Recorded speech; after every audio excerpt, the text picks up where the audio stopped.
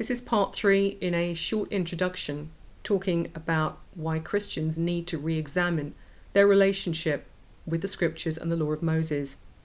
Part 3 is titled Blessings and Curses. The law of Moses comes with two sets of consequences: blessings for obedience and curses for disobedience. They are clearly laid out for us to see, read and meditate on. So, believer, are you in receipt of blessings? Or does your life look like struggle, difficulty and stress? Perhaps you have poor health or money worries. Perhaps things break in your house. I see very few believers who are in receipt of blessings, but I see a lot which have various evidences of the curses in their lives. If only they would study the law and the prophets, as well as the New Testament. Out in the world, things are even worse, with misery and destruction among the people who are the descendants of the northern 10 tribes of Israel. Out in the dispersion, they have exchanged obedience to God for atheistic self-exaltation.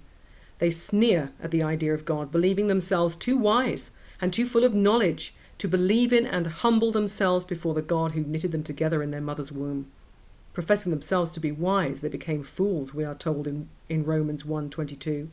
The curses can easily be seen as soon as you look at society today. I'm going to concentrate on just one single curse today. The curse can be found in Deuteronomy chapter 28 verse 41.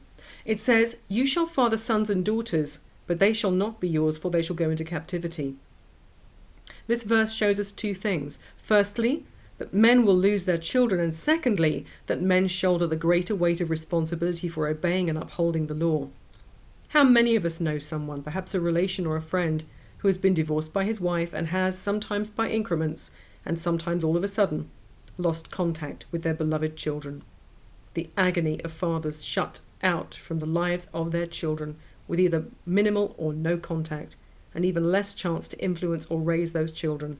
Yes, those children are in captivity.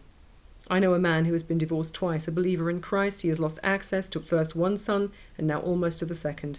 He suffers greatly. His distress is immense. He is suffering the curse of disobedience to the law of Moses. Why do I say that men shoulder the greater responsibility for obeying and upholding the law? In the New Testament, in 1 Corinthians 11:3, we are told by Paul, "But I want you to understand that the head of every man is Christ, the head of a wife is her husband, and the head of Christ is God." Men have not only lost their rightful place in the family, but do not see that their natural authority and responsibility was given by God right back in the time of Moses. The man is the head, and he is the one who bears the responsibility for upholding the law in the home. Failure to do so leads to the calamitous situation we see today, with women ruling over their husbands and taking their beloved children into captivity. When an ex-wife teaches a child to hate their father and not to want to see him anymore, they are taking that child into captivity. I'll be doing other videos related to specific curses in the next few weeks, but I'm going to get to the most important part, the part without which there is no way back into receiving the blessings of God.